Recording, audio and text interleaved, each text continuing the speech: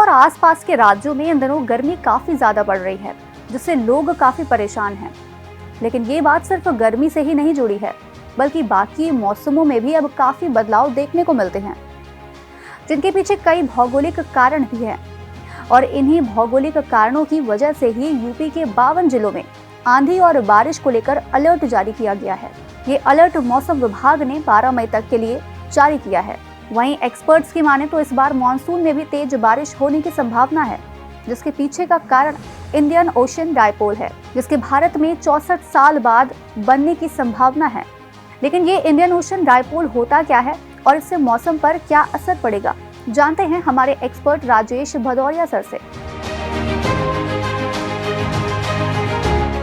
साथियों, इस समय हम लोग अखबारों से और मीडिया की सुर्खियों में इंडियन ओशन डायपोल की बात कर रहे हैं, और ये हम यहाँ उत्तर प्रदेश में बैठे हुए व्यक्ति भी इंडियन ओशन डायपोल की चर्चा से थोड़ा चिंतित हैं। इस पर भी हम लोग बात करेंगे। सबसे पहली बात यही दिमाग में आती है कि ये इंडियन ओशन डायपोल है क्या। ओशन मतलब महासागर हो गया, तो महासागर के दो विपरीत किनारों की जो अपनी विशेषताएं होती हैं, अगर वो विरोधी हैं, एक और ठंडा पानी है, एक और गर्म पानी है, तो उसे हम अपने हिंद महासागर का डायपोल कह देंगे। ये लगभग सभी महासागरों में होता है। हमारे हिंद महासागर का जो क्षेत्र है, ये हमारे मानसून का जन्म क्षेत्र है। यहाँ होने वाली गड़बड़ी हमारे मानसून को प्रभावित करती है। और हम जहाँ उत्तर प्रदेश में बैठे हैं, ये एक कृषि प्रधान राज्य है और अगली फसल हमारी खरीफ की आनी है, और खरीफ के लिए मानसूनी वर्षा एक वरदान है। इंडियन ओशन डायपोल को हमारी मानसूनी वर्षा के रूप में जो वरदान मिलता है, माना जाता है कि उसमें वो एक ग्रहण लगा देता है। यही हमारी आज की चिंता का विषय है, क्योंकि हम लोग एक कृषि प्रधान राज्य उत्तर प्रदेश के निवासी हैं, जहाँ हमारे अपना ही भोजन ही नहीं, हमारे पड़ोसी राज्यों के लिए भी खाद्यान्न का उत्पादन होता है, जिससे कि हमारी सामाजिक आर्थिक हैसियत भी निर्भर करती है। अब बात आती है कि ये एक और शब्द हम लोग सुनते रहते हैं, अल-नीना, ला-नीना। इनका भी अपना एक चक्र होता है, जिसे हम ENSO कहते हैं, अल-नीना सदर्न ऑसिलेशन, क्योंकि ये हमारे देश के दक्षिण में होता है। जलवायु वैज्ञानिकों की बात माने और उनकी सुने तो ये जो ENSO है, अल-नीना, जो सागर के अलग अलग क्षेत्रों में अलग अलग तापांतर के कारण उत्पन्न होता है, ये एक तरीके से किंग है। जितनी जलवायु परिवर्तन आज दुनिया में इधर उधर हो रहे हैं, उसमें जो विचलन आते हैं, और हमारा हिंद महासागर तो इस ENSO का एक दास है, गुलाम है, स्लेव ऑफ द ENSO कहा जाता है।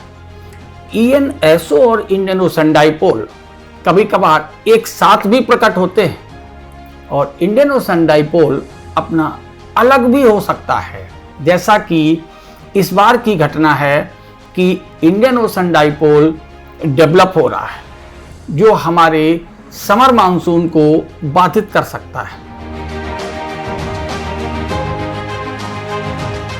अब ये है क्या? वस्तुतः तो जो इक्वेटर हमारे एक सीधी लाइन विषुवत रेखा की इंडियन ओशन को दो असमान भागों में बांटती है। उत्तरी भाग छोटा है, जिसे नॉर्थ इंडियन कहते हैं, दक्षिणी भाग बड़ा है, जिसे हम साउथ इंडियन ओशन कहते हैं। इक्वेटर के पास यानी कि इंडोनेशिया और ऑस्ट्रेलिया की ओर ठंडा पानी रहता है, और अफ्रीका के पास ये थोड़ा गर्म पानी होता है।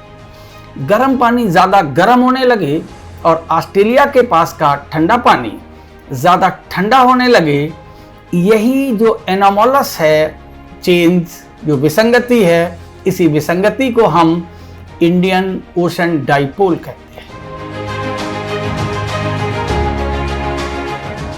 इससे जो पवन प्रणाली होगी सागर पर, वो बदल जाएगी।